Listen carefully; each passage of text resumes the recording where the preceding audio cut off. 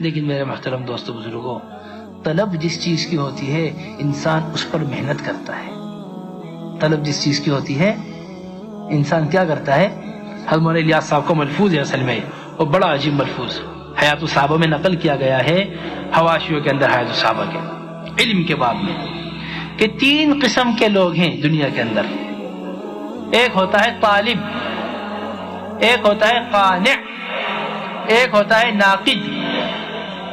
طالب کی ترقی ہوتی ہے، قانع اور ناقد یہ محروم ہو جاتے ہیں. یہ کیا ہو جاتے ہیں؟ ناقد کا مطلب ہے نقد کرنے والا، ہر ایک کے اندر کمی نکالنے والا. اور ایک ہے طالب اور ایک ہے قانع. طالب ہم بھی ہیں، طالب صحابہ رضی اللہ مجمعین بھی تھے. قانع ہم بھی ہیں اور قانع صحابہ رضی اللہ مجمعین بھی تھے. دونوں چیزیں دونوں کے اندر موجود ہیں. قناعت ہمارے اندر بھی ہے اور کس کے اندر تھی؟ صحابہ رضی اللہ مجمعین کے اندر بھی تھی. طلب ہمارے اندر بھی ہے، طلب کس کے اندر بھی تھی؟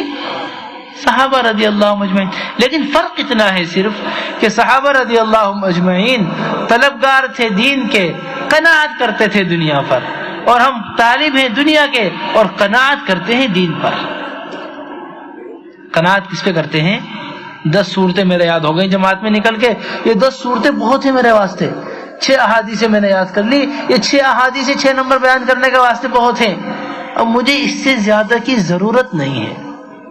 فضائل میں لکھا حضرت شیخ نے، جو آدمی قرآن کا حق ادا نہ کرے قرآن اس کے واسطے بد دعا کرتا ہے، اور کم سے کم قرآن کا حق یہ ہے کہ سال میں 2 دفعہ اسے پورا کیا جائے.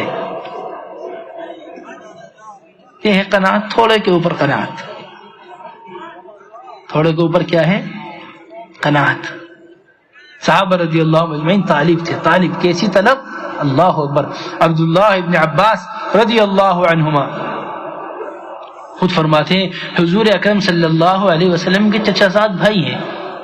کون ہے؟ اللہ کے رسول کے بحر العلم، علم کے سمندر تھے، سمندر. ابن عباس خود فرماتے ہیں کہ جب میں حضور اکرم صلی اللہ علیہ وسلم کے انتقال ہوا، اللہ کے رسول دنیا سے پردہ فرمایا، اللہ کے رسول نے وصال ہوا، تو میں ایک انصاری کے پاس گیا. میں نے انصاری سے جا کر کہا چلو ابھی بڑے بڑے صحابہ موجود ہیں، ہم چل کر اللہ کے رسول کا علم حاصل کرتے ہیں. انصاری نے میرے سے کہا ابھی کیا ضرورت، ابھی تو بڑے بڑے لوگ موجود ہیں، لوگ میرے سے تمہارے سے کیا پوچھیں گے، جنہیں بھی پوچھنا ہوگا ان سے پوچھ لیں گے. فرماتی انہوں نے میرا ساتھ چھوڑ دیا، میں خود تنہا علم کی تلاش میں نکلا.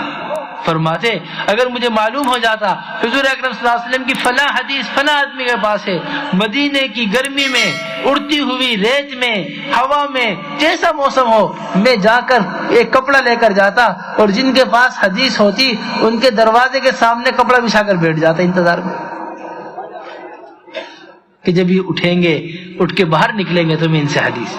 وہ اپنے آرام سے اٹھ کے باہر نکلتے، مجھے دیکھتے بیٹھا ہوا دروازے پر، کہتے اللہ کے رسول صلی اللہ علیہ وسلم کے محترم چچا زاد بھائی، آپ مجھے اپنے پاس بلا لیتے، میں آپ کے پاس آ جاتا. اگر کوئی بات تھی آپ اگر دروازے میں کھڑکا کر دیتے، آواز دے لیتے، میں باہر نکل کے آ جاتا.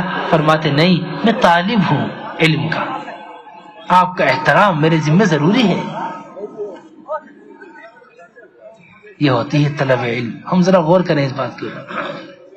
کب ہم جا کر بیٹھتے ہیں امام صاحب کے دروازے کے اوپر، ہم کب جا کے بیٹھتے ہیں کسی عالم کے دروازے کے اوپر اس کے انتظار میں کہ مولوی صاحب نکلیں گے، میں اپنے فلاں مسئلہ امام صاحب سے پوچھوں گا، مولوی صاحب نکلیں گے، میں فلاں بات امام صاحب سے پوچھوں گا، امام صاحب آئیں گے، میں فلاں قرآن کی آیت امام صاحب سے ٹھیک کراؤں گا. ہاں فرماتے ہیں وہ انصاری کہ ایک مرتبہ مسجد نبوی میں نکلا تو مسجد نبوی میں علم کے حلقے لگے ہوئے تھے، اس میں سب سے بڑا حلقہ جو لگا ہوا تھا وہ عبداللہ ابن عباس رضی اللہ تعالی عنہ کا سب سے بڑا حلقہ علم کا لگا ہوا. اسے کہتے ہیں طلب علم، جو ہم 2 قدم چل کر مسجد سے نہیں پہنچ سکتے. وہ تابعین اور صحابہ رضی اللہ مجمعین ایک ایک حدیث کے واسطے ایک ایک مہینے کا سفر کرتے، ایک ایک مہینے کا سفر. اونٹ خریدا اونٹ کے اوپر کجاوا کسا، سفر شروع کیا، 1 مہینے سفر کر کے پہنچے دروازے پر ایک صحابی کے، اور جا کر پوچھا میں آیا ہوں مدینہ منورہ سے. ارے اتنا لمبا سفر کر کے آئے، تم اندر آ رہے ہیں یا میں باہر آؤں ملاقات کے واسطے؟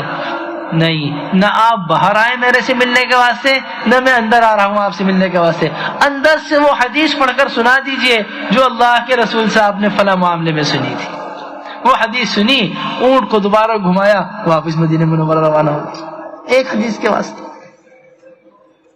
جس حدیث کی آدھے گھنٹے تعلیم میں بیٹھنا ہمارے لیے مشکل ہے.